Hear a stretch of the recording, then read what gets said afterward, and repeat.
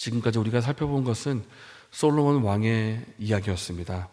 왕이 되어서 성전을 건축하고 또 왕궁을 건축하고 또 나라를 아주 부강하고 부유하게 만들었고, 그래서 이스라엘 나라가 이보다 더 영광스러울 수가 있을까 할 정도로 정말 부강한 나라가 되게 했다는 것을 우리가 지금까지 살펴보았습니다. 그러나 오르막길이 있으면 내리막길이 있는 것처럼 솔로몬 왕 이후부터 유다와 이스라엘이 어떻게 되는가 하면 분열이 일어나게 되고, 또 하나님 앞에 우상 숭배하는 죄를 점점 범하게 되고 나라가 쇠퇴하는 길로 가는 것을 보게 됩니다. 그 분열의 모습이 솔로몬 다음으로 왕이 된 르호보암 왕부터 시작이 되는데, 사실 이 분열의 징조는 솔로몬 왕 때부터 이미 시작이 되고 있었습니다. 우리가 아는 것처럼 솔로몬이 성전을 지을 때 걸리는 기간은 7년 반이었습니다. 그리고 성전을 건축한 이후로 왕궁을 건축하는 데 걸린 시간은 13년이었습니다. 이것을 도합하면 총 20년인데, 우리가 아는 것처럼 솔로몬이 왕으로 통치하던 시기는 총 40년입니다. 그런데 이 40년 중에 20년을 건축하는 데 했다는 것은 상당히 어마어마한 기간을 건축하는 데 시간과 노력을 들였다 알 수가 있는 것입니다. 그런데 이 기간 동안 솔로몬 혼자 일한 것이 아니죠. 솔로몬이 통치하고 있을 동안에 그 백성들과 일꾼들이 아주 수고하고 땀 흘려 일한 것입니다. 그 기간 동안 백성들이 부역을 감당을 하면서 점점 이 부역의 강도와 이 무게감을 느끼게 되는 것입니다. 정말 보통이 아니었을 것입니다. 20년 동안 일을 했다는 것은. 그래서 이 분열의 징조, 어쩌면 왕을 향한 불평과 불만의 요소가 이미 쌓여 있다가 솔로몬 이후로 르호보암 왕이 되니까 이 르호보암 왕에게 와서 부탁을 하는 것입니다. 1절에 르호보암이 세겜으로 올라갑니다. 그러자 3절에 여로보암과 온 이스라엘이 와서 왕에게 요청을 합니다. 여로보암과 이스라엘이 왔다는 것은 이미 어떤 세력이 형성이 되어 있었다는 것입니다. 뭔가 분열할 그런 비슷한 요소들이 이미 자리했다는 것이고, 여기서 선택을 어떻게 하냐에 따라서 분열하는가 하지 않는가 이 불안한 조짐이 있었던 것입니다. 근데 이들이 처음에 온 것은 분열하러 온 것이 아니라 부탁을 하러 온 것입니다. 어떤 부탁인가? 4절 말씀입니다.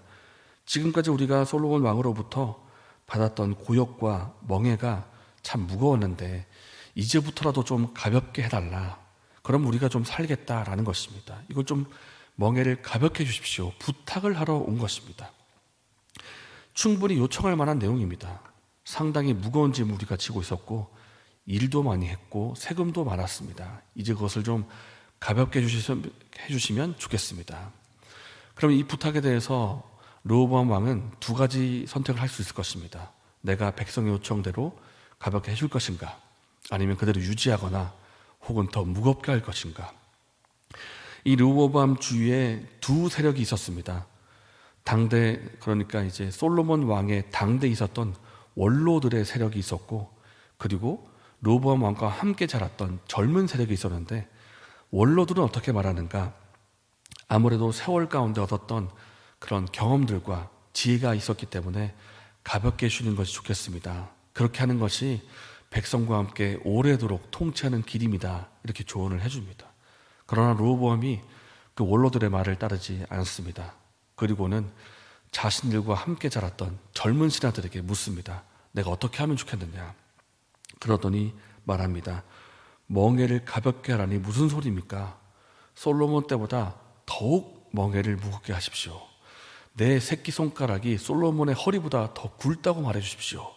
이렇게 말을 하는데 르호보암이 이 의견을 따르고 맙니다. 민심을 알지 못하고 잘못된 선택을 하게 된 것입니다. 그래서 결국 요청을 받은 지 3일 만에 뜻을 전하는데 13절과 14절입니다. 왕이 포악한 말로 대답할세 르호보암이 원로들의 가르침을 버리고 젊은 신하들의 가르침을 따라 그들에게 말하여 이르되 내 아버지는 너희의 멍에를 무겁게 하였으나 나는 더 무겁게 할지라. 내 아버지는 가죽 채찍으로 너희를 치셨으나 나는 전갈 채찍으로 치리라 하니라. 이것이 이스라엘이 분열되는 결정적인 발언이 되었습니다. 그동안 불만과 불평이 스물스물 올라오던 이 이스라엘 백성들이 이제는 이 불만이 폭발해가지고 왕이 우리의 말을 듣지 않으니까 우리도 왕의 말을 따르지 않겠다 이러면서 자신의 길을 걷기 시작한 것입니다. 그래서 이렇게 말합니다. 우리가 다윗하고 무슨 관계가 있느냐? 너희는 이제 다윗의 집만 다스려라. 이것은 곧 유다 지파를 말하고 있는 것입니다. 다윗을 배출한 유다 지파가 있는데 유다 지파 너나 다스려라. 우리는 우리끼리 살겠다. 이렇게 하는 바람에 유다 지파와 베냐민 지파 이 두 지파와 나머지 10지파가 분열이 되는 그런 안타까운 일이 벌어지고 맙니다. 이것이 오늘의 본문의 마무리가 되는데, 근데 오늘 본문을 보면서 우리가 한번 질문 한 가지 해볼 필요가 있습니다. 무엇인가 하면 왜 르호보암은 이런 선택을 했는가 하는 것입니다. 아마 르호보암도 나라가 분열되는 것을 원치 않았을 것입니다. 나라가 유지되면서 그래도 세금도 많이 거두고 이렇게 했으면 했을 것인데 왜 르호보암은 멍에를 가볍게 해주지 않고 오히려 더욱 무겁게 했는가? 그 중심에 자기 기득권을 포기하고 싶지가 않은 것입니다. 만약에 백성의 요구대로 멍에를 가볍게 해주면 어떻게 되는 것입니까? 노동력도 줄어들 것이고 세금도 줄어들 것이고, 그러면 솔로몬 이조 때 누렸던 그런 부와 영광들을 자기는 누리지 못하는 것입니다. 아무래도 모든 것들이 축소되고 줄어드니까 돈이든지 권력이든지 어떤 노동력이든지 다 줄어들게 되는 것입니다. 그게 싫다는 겁니다. 나는 손해보고 싶지 않다. 나는 솔로몬이 누렸던 그 영광 다 누리고 싶고 그 기득권 조금도 포기하고 싶지 않다. 이런 자기 본리 포기가 안 되니까, 기득권 포기가 안 되니까 이런 일을 행하게 된 것입니다. 그래서 우리가 오늘 말씀을 통해서 나는 어떻게 살고 있는지 한번 돌아보면 좋겠습니다. 나는 어떻게 살고 있는가? 이 기득권과 자기 권리에 대해서 나는 자기 권리 포기하는 모습이 있는가?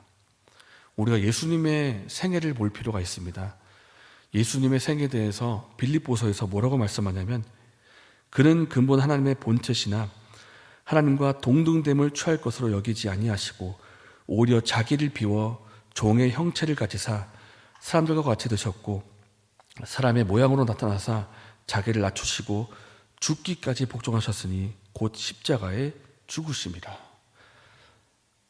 하나님이신 그분이 하나님의 영광을 버리시고 인간의 몸을 입고 이 땅에 오신 것부터가 자기 권리 포기고 자기 낮추심이고 자기 기득권을 포기한 것이라고 할 수가 있습니다.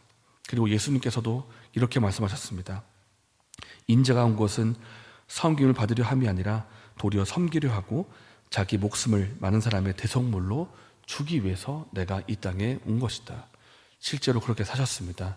사람들을 섬기시고 그들에게 복음을 전하시고 하나님의 길로 인도하시고 나중에는 십자가에 죽기까지 섬기시는 모습을 보여주셨는데, 우리가 오늘 말씀을 보면서 내게는 어떤 모습이 있는지 돌아보면 좋겠습니다. 내게는 자기 권리 포기가 있는가? 나는 예수님에 닮아가는 모습이 있는가? 아니면 여로보암처럼 조금도 포기하지 않으려 하고 조금도 손해보지 않는 모습이 내게 있지 않는가?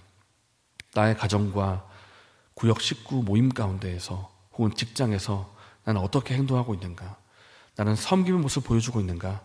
아니면 섬김이 아니라 누리려고 하고 있는가? 돌아볼 필요가 있습니다. 우리가 작은 것부터 섬김의 삶을 실천하면 좋겠습니다. 복음의 메시지는 섬김을 통해서 전파되는 것이고 공동체가 세워지는 것에도 섬김의 모습이 반드시 필요합니다. 그렇다면 우리가 무엇을 섬겨야 되겠습니까? 하나님께서 오늘 내게만 보여주시는 작은 것 하나, 내 눈에만 띄는 작은 것 하나부터 우리가 섬기고 실천할 때 우리의 섬김은 점점 더 확장되고 성장되게 될 것입니다. 그래서 예수님께서 가신 섬김의 삶을 우리가 본받아서 우주 섬김을 실천할 수 있는 은혜가 저 여러분에게 있기를 예수님의 이름으로 축복합니다. 이 시간 말씀을 생각하면서 기도하겠습니다. 하나님, 내 삶의 현장에서 섬김을 실천하게 하여 주시옵소서. 나의 기득권, 나의 권리를 내려놓을 수 있는 마음을 내게 주시고 예수님의 사랑으로 다른 사람을 섬길 수 있는 삶을 살게 하여 주시옵소서. 이렇게 기도하시고 내일에 있을 예배를 위해서 기도하시고 개인적인 잠으로 기도하신 후에 자유롭게 돌아가셨습니다.